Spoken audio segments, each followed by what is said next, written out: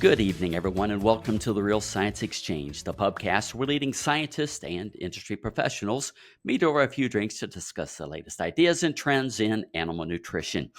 Tonight, we're going to be talking about a presentation given by Dr. Adam Locke from Michigan State University, and the title of that talk was Got More Milk? The latest research on fueling dairy cows with high-oleic soybeans. So welcome, Adam. Glad to have you back. Not a stranger here. It's great, Scott. I always enjoy these. I appreciate the opportunity. Well, I'll tell you what, I want to give you another opportunity. You're in a special location this morning, so tell us a little bit about the new dairy and some of the capabilities there. Oh, thanks, Scott. Yeah, we're super excited. Yesterday marked day one of milking cows in our new teaching and research center here at MSU. So those of you familiar here, it's literally just across the road from the old dairy that we've been using since the 60s here. We're tripling the size of the herd pretty much. We got a double 12 parallel parlor and then two robots here as well. So 2:15 p.m. yesterday, the first cow was milked over here. And I think they're about to start up the third milking here tomorrow. We're going to have ability to do some pen studies. We're going to have 96 HOCO individual cow feeders, capabilities to make multiple different types of diets. I'm sat here in the new administration building now that has a couple of big classrooms here. So it's going to be able to utilize for industry events, public tours, classroom teaching, big viewing area of the milking parlor here. We look forward to hosting you here sometime soon, Scott. Oh, I'd love to do that. And so who should, myself or somebody else that might have an interest in using some of the facilities there, who should we contact? I'd contact myself or Barry Bradford. Barry has been, from our faculty standpoint here, has been the big spear tip of the spear here and the leader for this here. So he takes enormous amount of credit, as does our administration. And I think an important part here is the state of Michigan put in about half the money to build the facility. So I think that's pretty novel around right now. So the fact that we can have such a big facility now here on campus, we're within 5 minutes of animal science department and the vet school here. There's a lot of excited people here in the academia and in industry. So, and how soon do you expect to start up some research there? Not as soon as I'd like. Okay. Probably in a few months' time, maybe end of the year. There's a lot of things to work through, but we're going to have some great capabilities here for transition cow work and established lactation work as well. So, yeah, good deal. So I see you brought a couple guests with you here this evening. Would you mind introducing them? Tell us how you got to know them. Oh, absolutely. I've got a couple guests and good friends as well. So first of all, Alicia there. Many of you may have heard of her name from the webinar I gave. Alicia's done all of our high-oleic soybean work. Now working with Cledonia Farmers Elevator and making great strides there in the industry. I got to know Alicia when she was a final year undergrad in the lab, and she put up with me for a long time as a master's and a PhD student. So give her a lot of credit for that, and it's nice to get to work with her now as a colleague as well. So, and then also here's Nate Elzinga. I think I got to know Nate my first year here in 2009 when he was a dairy farmer himself. He's now a nutritionist with Caledonia Farmers, and probably between him and Alicia probably fed more cows than anyone I know with high-oleic soybeans. Nate's also an alum of MSU here as well. Very well. So either one of you, any good stories on Adam that you'd like to share? Oh my goodness. I don't want to put you on the spot, but it's always fun. I was going to say, I have a lot of good ones, just maybe not podcast you can tell. Yeah, all right. Well, welcome, Alicia and Nate. It's glad to have you here and looking forward to the conversation. Before we get started, I need to introduce my co-host, Dr. Jeff Elliott. Say hi, Jeff. Tell us about yourself. Now, work with Balchem. I'm down in West Texas, so we don't see a lot of these soybeans down there, so I'm a little interested in hearing what you've got to say today. Yeah, very well. Well, thank you. All right. So before we get started, we're going to be talking about oleic acid specifically in soybeans today. But Adam, there's a lot of interesting and intriguing fatty acids for dairy cattle. They're very bioactive. We used to think of them fat is just fat, and we've learned that they're not. Would you mind talking about some of the biologically important fatty acids to dairy cattle and why?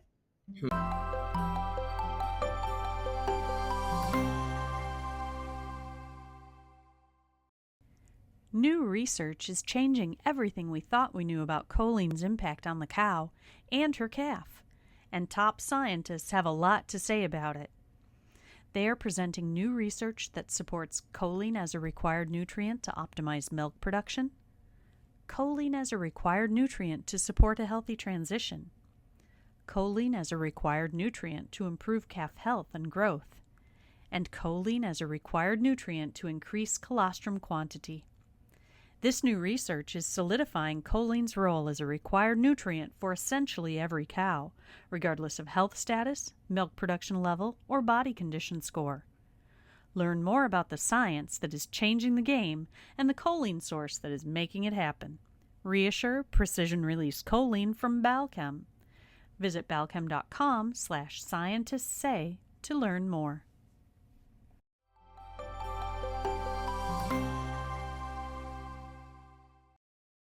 That's a good question. You might have to shut me off in a couple of minutes, though, Scott.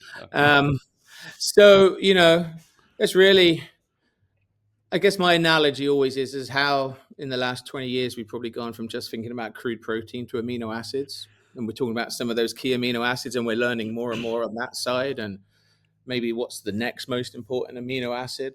That's where we are with fat and fatty acids now.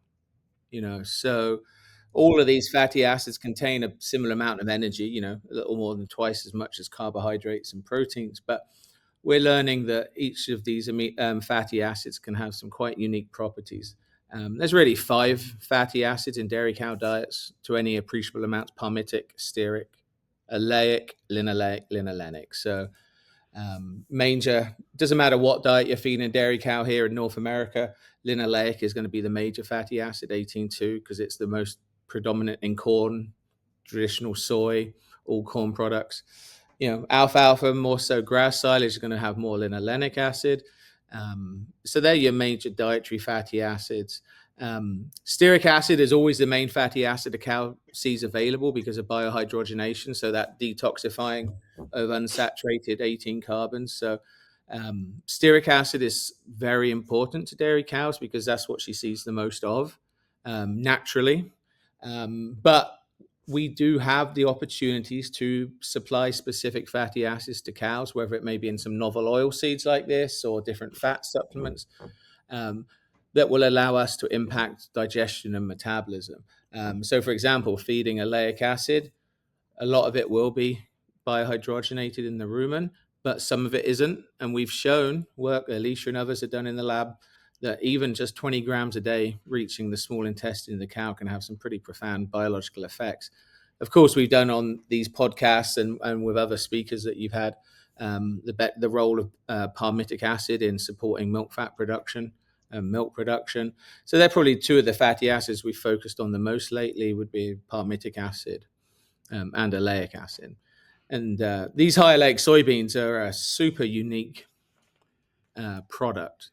They're typically about 80% oleic acid in the oil. And I don't know of any other oil that's out there that contains that much oleic acid. Even olive oil, I think, is in the 60%, maybe 70 at most. But so a super unique product and some really interesting opportunities.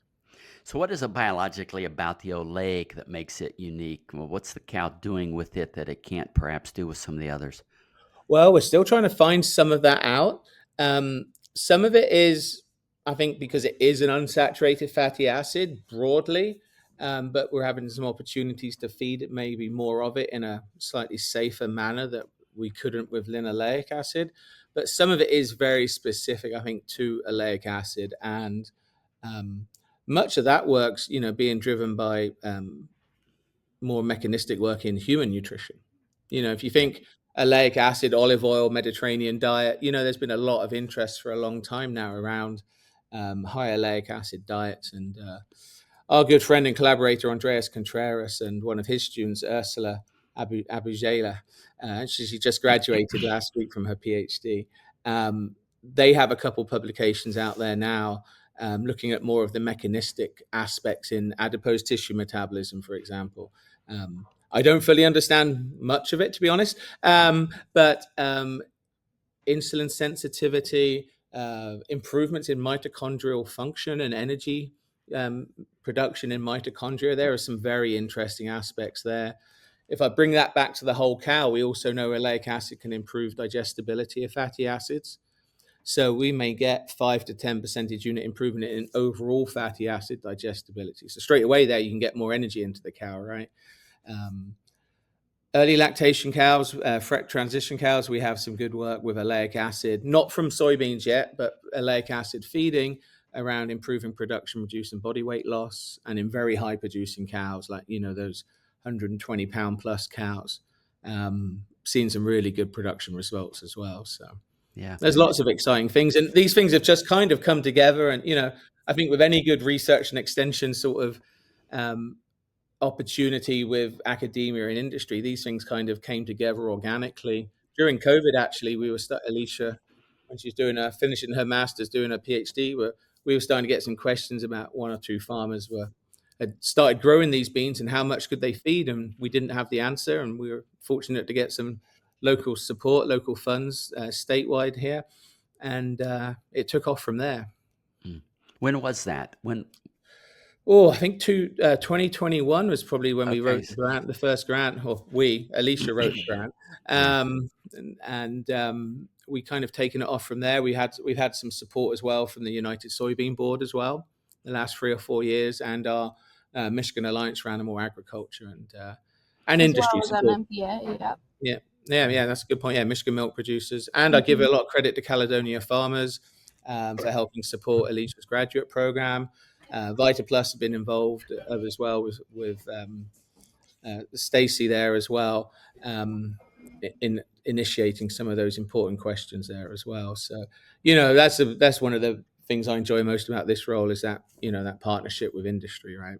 Yeah, so it is relatively new. I mean, 2021, not that long ago, and maybe I guess you guys were the start of it, because my impression is that the hotspot for feeding high-oleic soybeans is the Michigan area right now.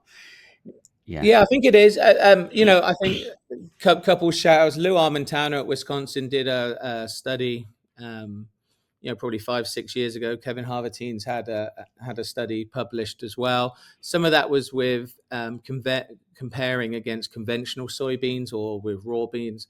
I think we were lucky to be in the right place at the right time to some extent to take on this roasted ground soybeans. And again, you couldn't do any of this without the support, right, of industry and the funding side. And I think we've published 2 or 3 of the studies, but we got a lot more to get published here soon.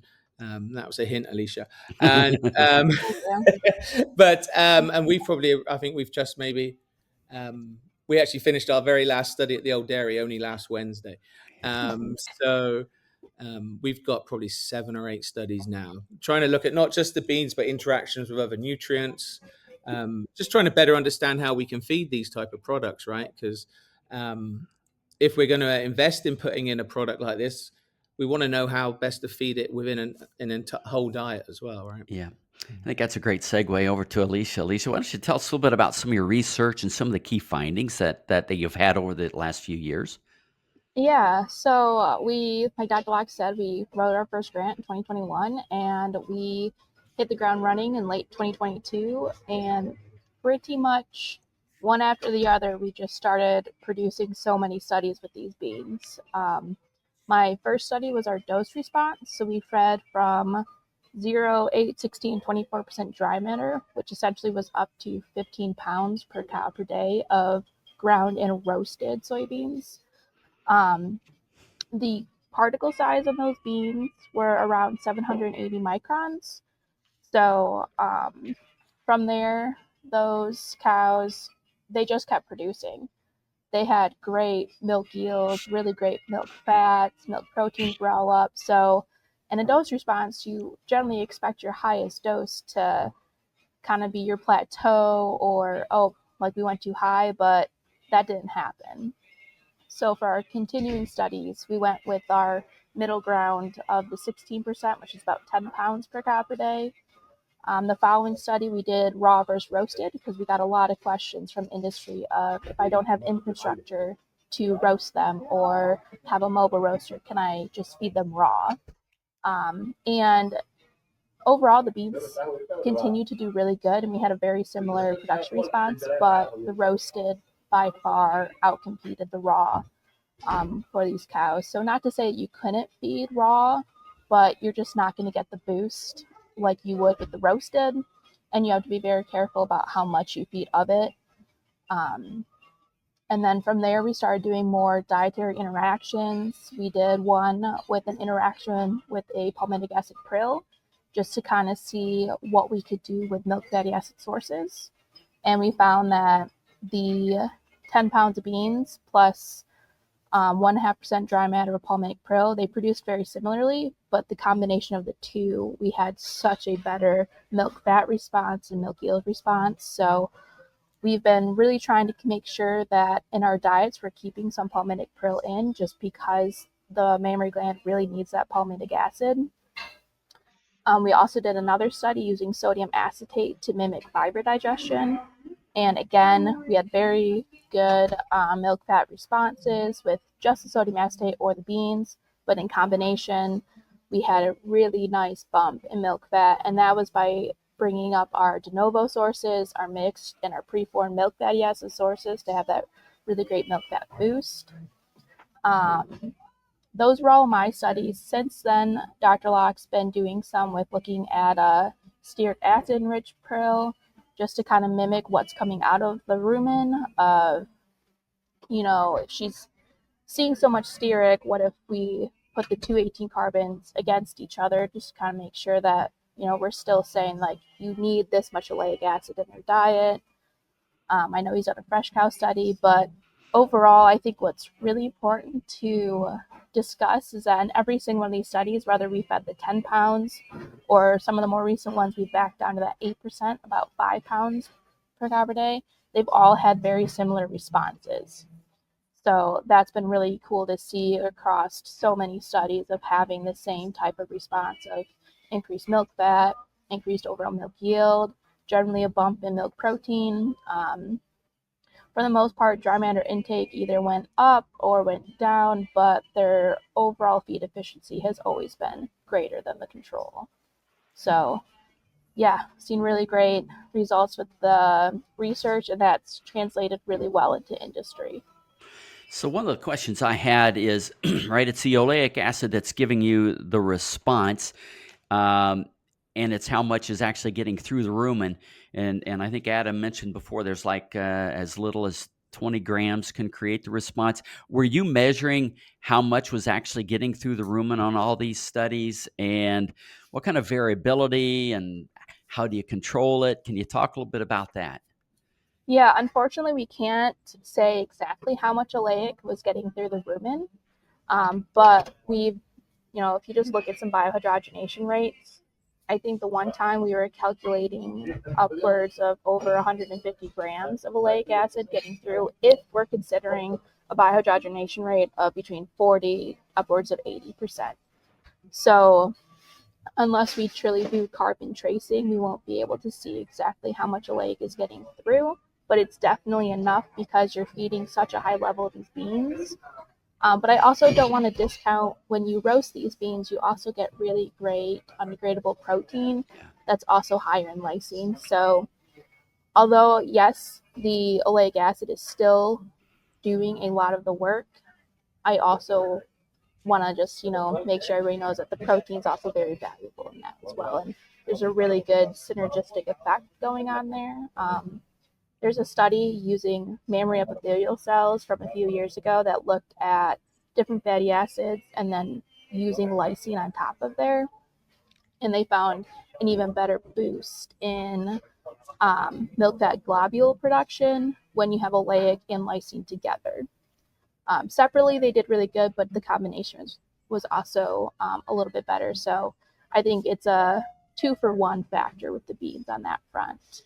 And actually, Scott, that, sorry, Alicia, ties in nicely to the talk you did with Jair a few weeks ago with the higher metabolizable protein and the palmitic and oleic acid blends getting those additive effects. So Yeah. the other point with Alicia there was, again, a few weeks back in April, we did that podcast with Chuck Nicholson about his dairy economics, and we talked there about the high-oleic beans, and he's run some of the economics on Alicia's first two studies. And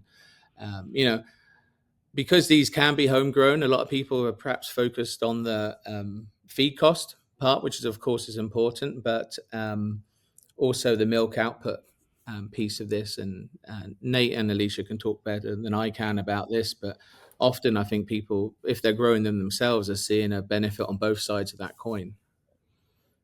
Yeah.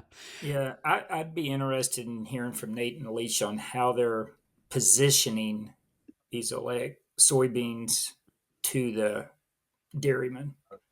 What's that sound like, look like? Sure. So I'm excited because I think we've had some early adopters, as with any technology. See people that saw the research, they want to try it out for themselves. They're willing to risk additional costs just to see for themselves, right? And it's created a lot of excitement, and there's a lot of people planting beans. In fact, last year Pioneer ran out of seed, and they were scrambling to figure out what they're going to do, how much seed they need for this next year. And I guess my point is the market cost of the whole fat beans to the farm is, it kind of makes you step back a little bit this last year and the year before, compared to maybe some competing products. But if you can grow them yourselves and you get good yields and you're good with your agronomic practices, it's a no-brainer. It shaves a lot of diet cost out, and you imagine all the trucking that you're saving on these products. You're displacing things like expensive blood meal at some level, added fats that got to come across the ocean. So, we've seen some good responses with some early adopted herds. In putting them in diets, I'd say most of my dairies have some form of high-oleic beans in them. We're marketing the whole fat beans. We also are marketing the high-fat expeller product from Quality Roasting.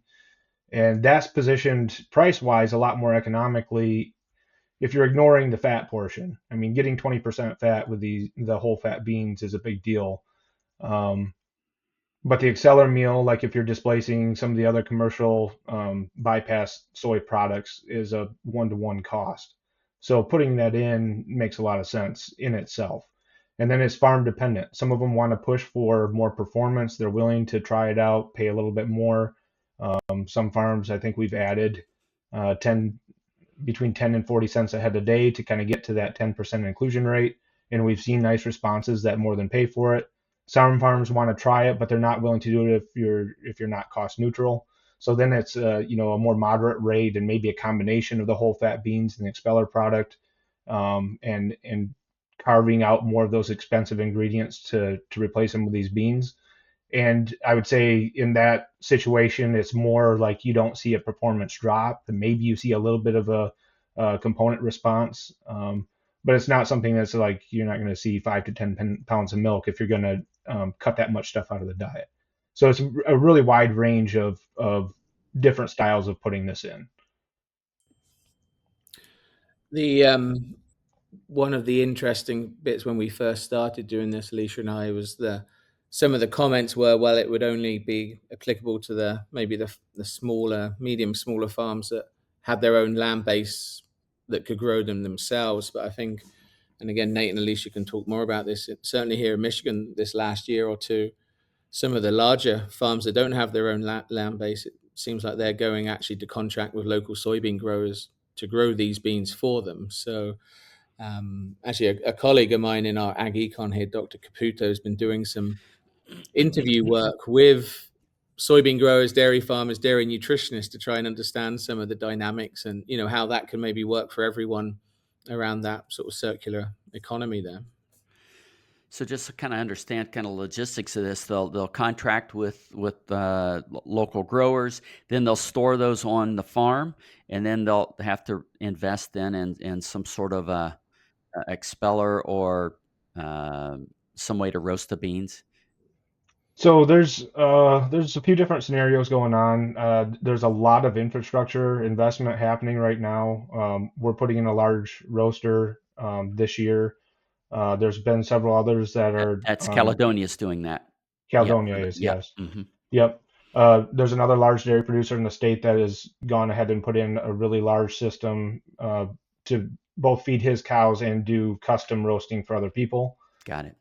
I know of a handful of others that are slated to go in. But then you have the mobile roaster guys. They go around, they travel many miles. They take all the propane and stuff with them, and they'll come on site and they'll do, a couple weeks worth, a month's worth of beans at a time, roast them, grind them, and they'll just keep coming back. So it still requires storage. So, dairies either have to invest in storage or find a grain farmer to partner with that has storage, and then they can go back and forth from there. But the premiums flying around. I think for the most part, this next year we're focused on trying to offer a dollar premium over board prices here locally to crop farmers to grow these beans. Okay. And I think with the event of the herbicide traits kind of getting up to date this next year, there's going to be a lot more excitement about it. Some of the grain farmers have been hesitant just because of, if they have a Roundup Ready resistance problem, they don't want to be able to hassle with it. They don't want to run into any problems or added expense. But I think next year that's not even an argument. Okay. Maybe Nate or Alicia, you could talk a little about Brian. Wasn't able to join us today. Maybe you could talk a little about your experiences with introducing them on his farm there. Sure, and I'd say that he's probably the third infrastructure scenario, I guess. Some of these dairies are going to these smaller electric roasters, and so Brian, he couldn't join us, but they milk around 1,000 cows, just under. So they actually found a neighbor that was growing these beans, and they bought some from him. And they had his neighbor had an electric roaster. It was several years old, but he was at the point where he wanted to get out of it and wanted to sell it. So they bought his roaster. They got it set up on farm. They started buying the beans and growing the beans themselves. And they are updating their infrastructure too to have more storage and more capabilities on grinding. But those units too, so one unit will maybe handle 1,000 cows at that feeding rate that we were talking about, but they're not that expensive, and you can just add more units if you need to. So it might not make sense for the 3,000, 5,000, 10,000 cow dairy, but for a lot of the farm sizes that we see in Michigan, the electric roaster is a consistent, it's a reliable unit, and it can make a lot of sense, and it runs pretty cheap on electric. So that's kind of the third scenario. But we started with him. He was excited about the research that came out of Michigan State, and we had been working with him on diets for a couple years. And so we talked about it, and they had enough extra land base that normally they would grow some extra corn grain. And we talked about what that looks like economically if we were to switch those acres over to growing their protein source. And so we gave it a try. They grew a couple hundred acres their first year, got the roaster up and going, and we tried it. I think we put the beans in their diet around Thanksgiving last year. There was a couple other changes that were going on at the same time. We switched corn silage sources and everything, but we saw a jump from like a 4.2 butterfat up to nearly a 5% butterfat over the course of a week. And we had a little bit of yield drop because of the corn silage, but we've made some adjustments there, and we've kind of moderated, and we're still ahead of where we were before the beans. And the fact that they're growing them themselves economically, I know Alicia can talk to that. She's put some of the numbers to it. It was a fairly substantial savings for them. Yeah. Yeah, they so I've been tracking their just shipped amount of milk and their components since implementation around Thanksgiving. And they have held very steady with an increase in milk fat, for the most part their milk protein, and even they're a MMPA customer, so we're able to look at their milk fatty acid sources coming through, and their de novos and their preform look great. On a cost savings basis, I ran some numbers of just considering their high cow diet, because they do have the high cow, a low cow. They have different pens and a little bit different diets. But for the high cow specifically, they were looking at you just compare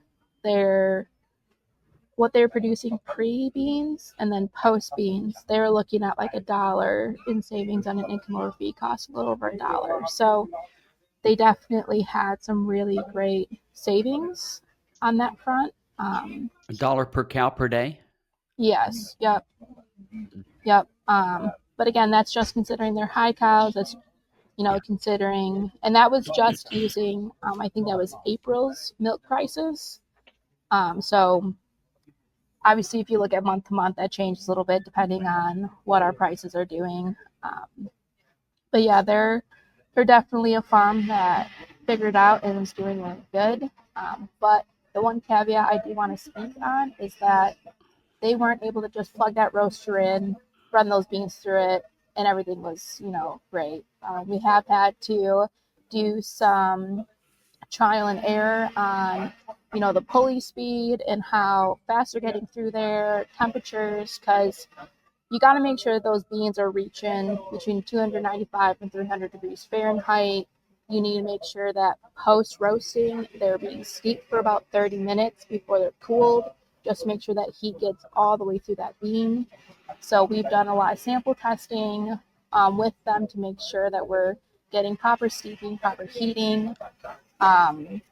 So they're definitely doing everything the right way of making sure that they're getting to that point, because we don't want anybody to try and put in all this infrastructure and then not be able to properly roast these beans and not get the response that we want with them.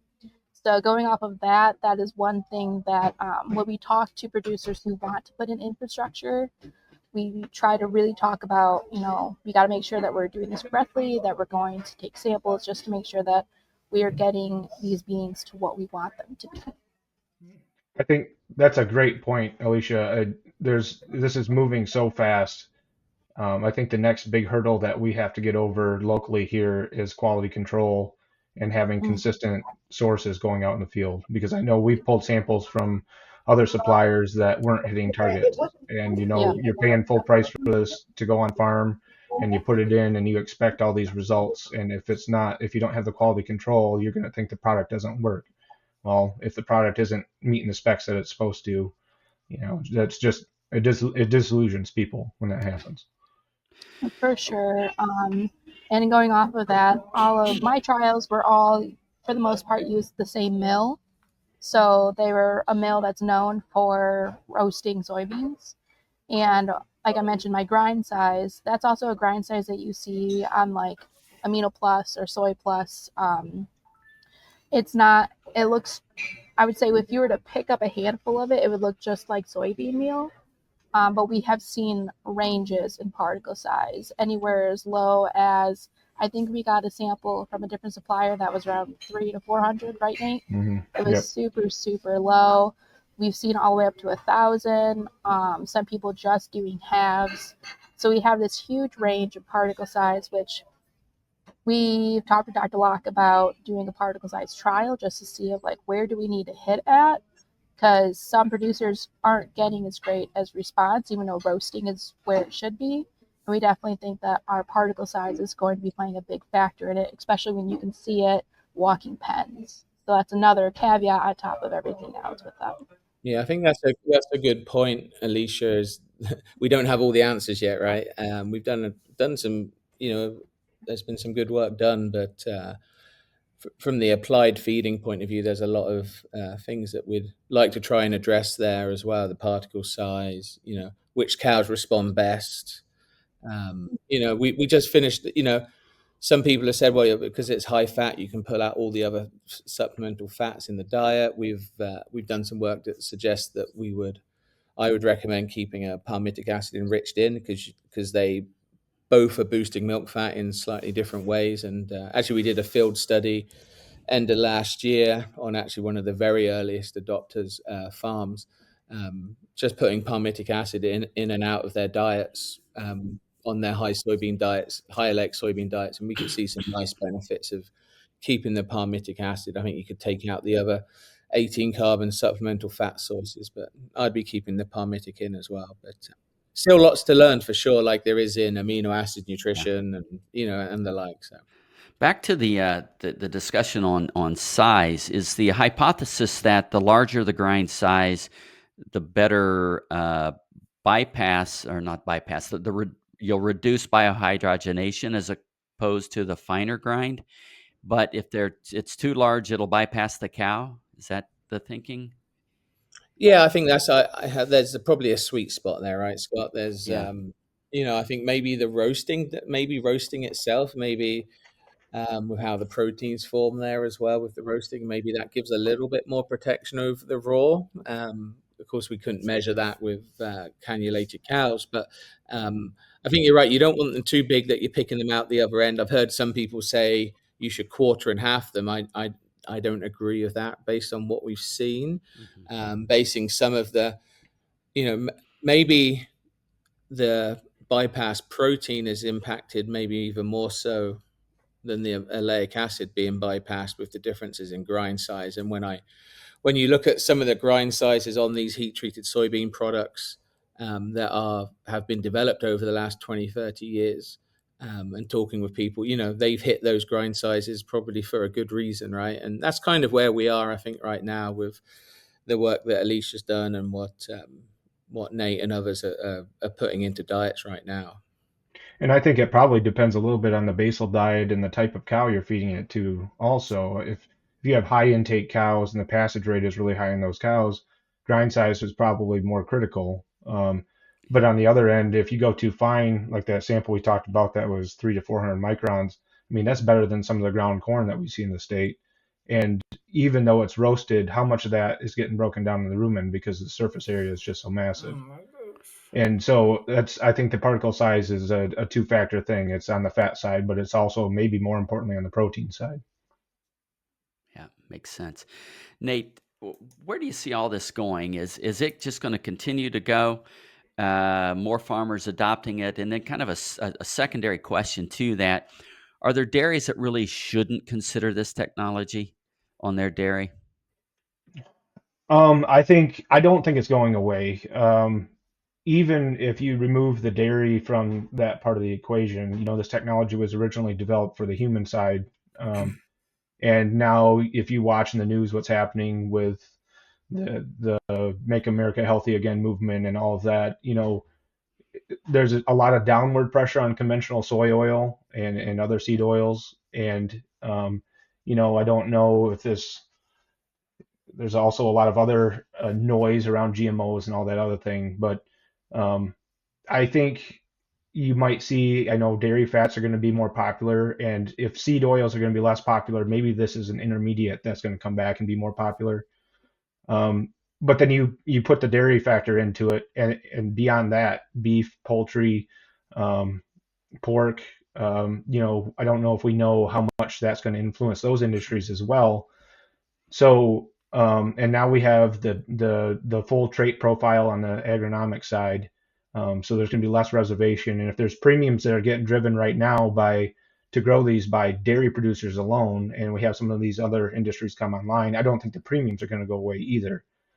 I would say right now, the only consideration would be cost. If you're thinking about, if you're on the fence of doing this, how far do you live away from your source? How much do you have to pay to get them?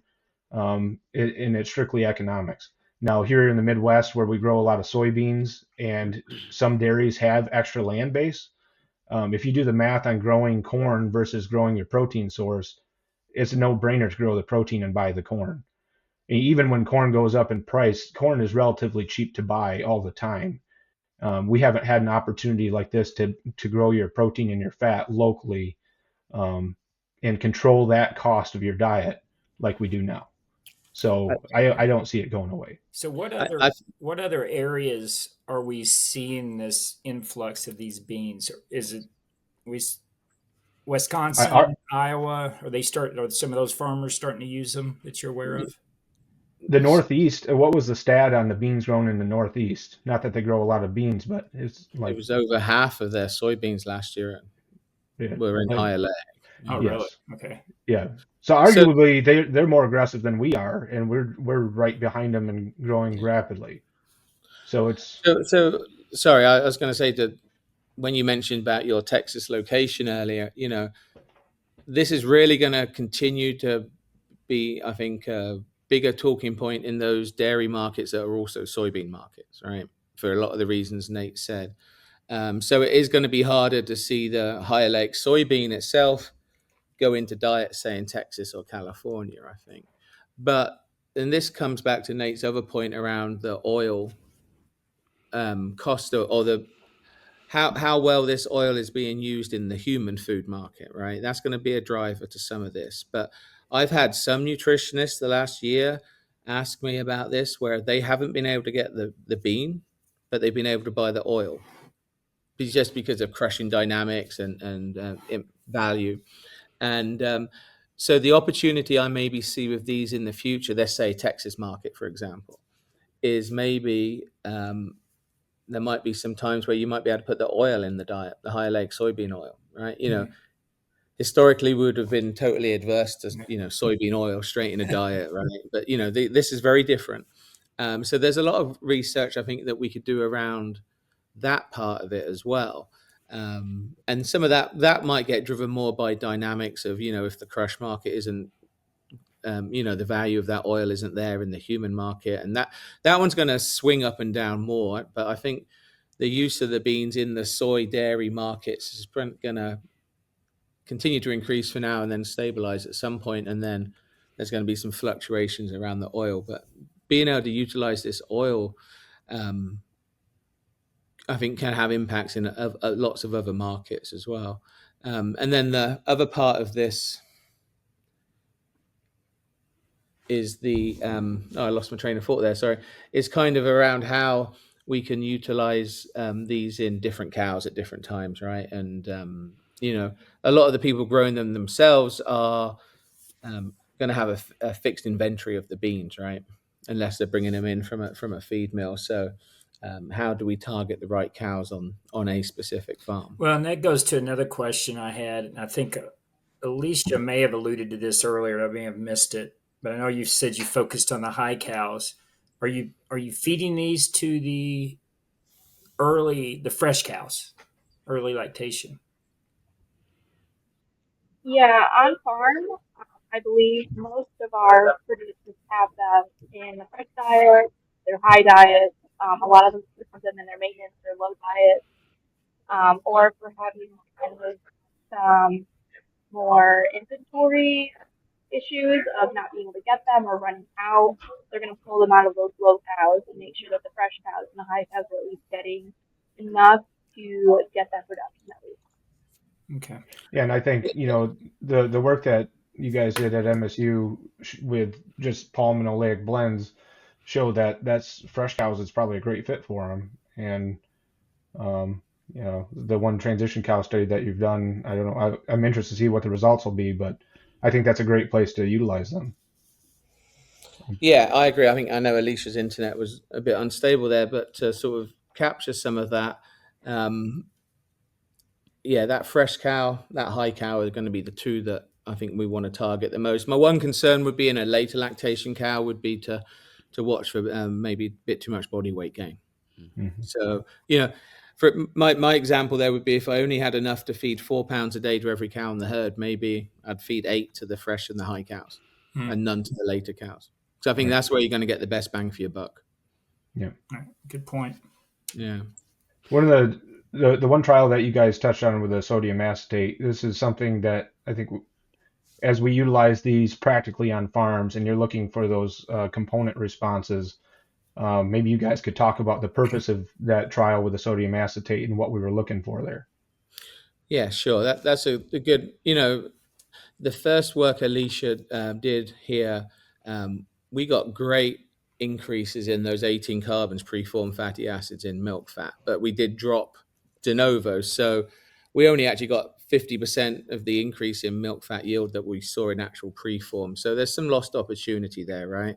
So I think it's the same with these beans as it would be maybe with a supplemental fat or a, high-end amino acid type product. Is let's not just put them in the diet. Think about what else we need to put in the diet to get a better response to them. So we used in that case sodium acetate really as a tool to increase acetate supply to the mammary gland for de novos. You certainly wouldn't be feeding sodium acetate right now, but it really opens up the question of what else can we do to the diet to improve, let's say, fiber digestibility, or get a better forage quality, or maybe higher levels of good quality forage in there to drive more acetate. It may be butyrate as well. So I think the sugar story comes into that as well. So there's a lot of interest there. And if you can do both of those things, and that's the same story with the palmitic that I just mentioned a minute ago, we want to be able to target all of those sources so the mammary gland has the best opportunity to make more milk fat. And that is going to become more and more important with the way we're rapidly increasing the genomic potential for these high producing dairy cows, right? And how quickly we are turning those generations over. We're going to be up, we have, we probably all know people now that are at a 4.5 milk fat, 100-pound herd and wanting to know where the next step is, right? So these cows can only make that fat and protein if they have the building blocks to make them. So how do we best supply all of those in a balanced manner to help her do that, right? And then we're going to start bringing in the processor side, right? In terms of, is it Corey Geiger talked at Western Dairy Conference back in, was that March? Compared to 10 years ago, cheese producers are making it almost like a pound more cheese now out of 100 pounds of milk because of the higher components. So where are we going to go with that? And I think high-oleic soybeans fit into that really well, right? You got the high quality protein, as Alicia was talking about. We got the fat side of it, and the key part that we haven't really mentioned is because the high-oleic, is a safer unsaturated fat, and if you're growing at home, a cheaper source of fat, it does allow us to feed higher fat diets in general, which I think for a long time in the 2000s, when we were worried with low milk fats and milk fat depression, we became too shy on feeding higher fat diets. But these allow us to get back up, 4, 5, 5.5, even up to 6% fatty acids in the diet without it all coming from a supplemental fat source, right? So huge number of opportunities in some of those. And that's going to become more important as we have to get the nutrients to these high producing dairy cows. Yeah. And I bring up that sodium acetate point, and all this other stuff ties into that. I think where I've plugged them in on farms and haven't been as impressed with the result as what I would have liked, you have to have adequate NDF supply. It has to be digestible, and you have to control rumen pH. And that is the other piece. That's what's driving that de novo portion. And if those things aren't in place and you put the beans in and you're going to expect this great result, you're missing the boat. You have to fix the rumen. You have to have adequate NDF supply first, and then the beans are going to do what you want them to. I think that's a great way to summarize that, Nate. Yeah. That's why I got smart guys like you, Nate, to help them do that, right? You and Alicia out there. It's important to keep all of this in the real world, right, as well, Yeah. Scott. I think in academia we get a bit carried away sometimes with this, but that's why I enjoy working with these guys and other nutritionists that, make the diets, what we're feeding here realistic, that can have hopefully direct applicability out there. Yeah. Right. Yeah, for sure. Adam, kind of as we get ready to wrap up here, one of the things I always like to do is talk about the next research, what's left to do. I know we talked a little bit about understanding particle size. Aside from that, what's on the docket for research there at that new dairy? Oh, well, hopefully a lot, right? Yeah. I think with the beans themselves, like you said, we've just wrapped up a transition cow study here. I think there's going to be some interesting follow-up things from that. That stage level of milk production and how different cows respond to the beans is going to be important.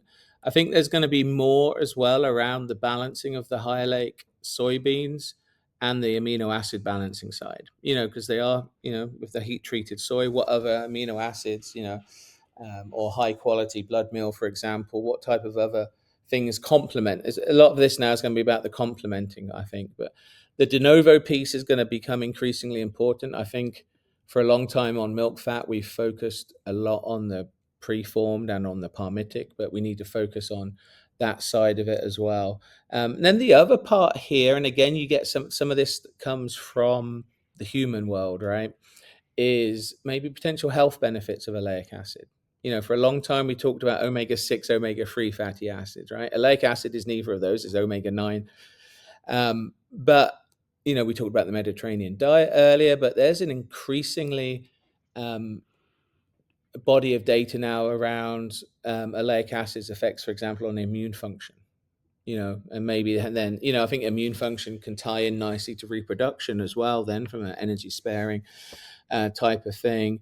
Again, Andreas's student Ursula, who I mentioned earlier, she's just written a grad student lit review for JDS that is focused purely on the mechanistic side of oleic acid. So hopefully when that's out soon, that'll be of interest to a lot of people. But I think some more of the health and immune function aspects, and then tying that to how the beans may be impacting herd health or somatic cell counts and the like on commercial farms. I think there's going to be a lot of opportunity in those areas as well. But I think always going to be important to continue to try and better understand how we include these in diets with other ingredients as well.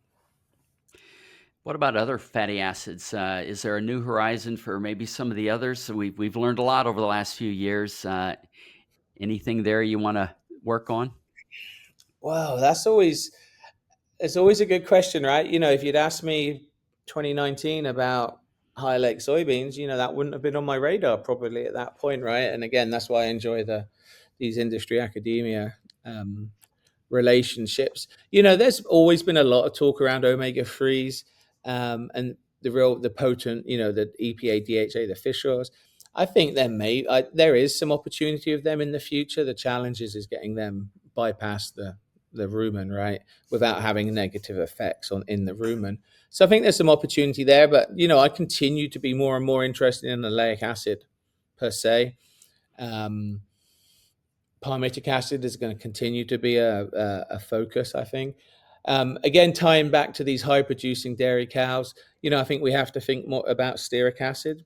It is always going to be the main fatty acid a dairy cow sees. To me, that doesn't mean feeding stearic acid because you're getting it from these other sources, but what can we do to the diet to maybe improve fatty acid absorption? Because the more fatty acid, the more of any nutrient that's in the feces, right, there's a lost opportunity. But particularly with these fatty acids, can we improve, let's say, stearic digestibility from 65 to 75%? And I think oleic ties into that. There may be some other compounds that maybe improve fatty acid absorption. That really interests me. Methane greenhouse gases continues to be a important topic, right? And Yeah, there is sure. there is some data around different fatty acids, greenhouse gases. Joe McFadden's just has been doing a bit of work recently. We actually have a student that just will join us in the fall now. That's just come from his lab. That's been doing some of that work. So we do look at some of that as well. One of our other students here, Kirsten, she just finished her PhD with Jackie Borman, who you've done some podcasts with in the past, and that we've always focused on the fat metabolism, the protein metabolism piece. I think is going to be important, but then how do we tie that into the fatty acid side here? So I think hopefully a lot of interesting opportunities. Yeah, kind of a little bit off subject, but I remember, good golly, 20, 25 years ago, there's a lot of interest in CLA. And you just don't hear about it anymore. What is that still a thing? Yeah, yes. It's actually, I was fortunate to spend a couple of days in Vermont a few weeks ago with Dr. Bauman, who mentor to me and good friend. We were talking about that. I think one of the big things CLA helped to do, well, two things. On the milk fat depression side, understanding that biology now, it really helped us to move to where we are now with, people thinking now below a 4.0 milk fat depression. When I first moved over here in the early 2000s, a lot of farms were happy with a 3.5, right? So absolutely, understanding that biology had a huge impact. The work that Dr. Bauman did, Baumgart, Ben Corral, and the like, and many others really moved that area forward. So we have a good understanding of that with Kevin Harvatine as well. The other aspect on the 9/11 CLA side was on the human health aspects. Yeah. So, for a while, we've spent a lot of time looking at maybe, modified milk fat. To be honest, I think the bigger impact it helped support the health benefits of milk fat. That and trying to get away from this, all saturated fats are the same. So I, I really sort of credit some of that CLA work and the anti-carcinogenic type aspects really has helped, drive the demand for butter now and milk fat, right? And try and break that frankly, the poor science and misunderstanding that milk fat was bad for human health. Yeah. So CLAs are still there, not at the forefront there, but I think they did quite a bit of heavy lifting in different ways. If I think of it like that now, it's a good way to think about it. But Yeah, makes sense. I'm going to toss it back to my co-hosts here. Have we missed anything big that we need to discuss today? Yeah, I think it was a great conversation. Covered the bases for sure. Yeah, Nate, Alicia, do we miss anything? Probably. But I think we covered the basics. Yeah. It's going to be an exciting couple years. So I think we got a lot more questions to answer, but definitely going to be an exciting trip. So Did anybody Yeah, mention good. anything about yields? Are the Yeah. yields of these soybeans similar to regular soybeans? Yeah. So Go ahead. what we've been hearing from Pioneer is that there's no yield drag. But then we also have a few other companies who are either have some out in the field, like Beck. They have a non-GMO soybean, the high-oleic soybean. It does have a bit of a yield drag being a non-GMO, but as of right now, if you're going to use Pioneer, we have heard no yield drag on that front. Yeah. In some cases, the farms that I've talked to that have grown them said they've done as good or better than typical soybean production. So Interesting. I would say the big part that I was just going to say, like on the seed side of things that we haven't really discussed, is that I'm getting more into the economy side of things. That wasn't really anything that I looked into in grad school, but just listening to how, depending on the zones of where you're at growing the seeds, are you in northern Indiana, Ohio, or are you in northern Michigan, wherever you're at, that's going to affect your fatty acid content of these Oh, beans. wow. So that's something to kind of consider when you get back to where you're at. You might only have 15% fatty acid beans compared to 18% fatty acid beans, and that's definitely going to play a role as we put them into these diets.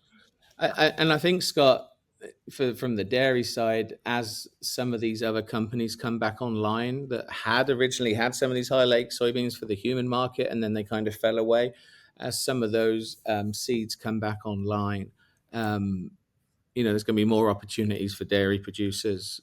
As Nate said, they ran out of high-oleic soybeans in Michigan last year, right? But I think, that supply and demand, I think, will help improve some of that. My last comment on that probably is there's a lot of interest, obviously, in the beans.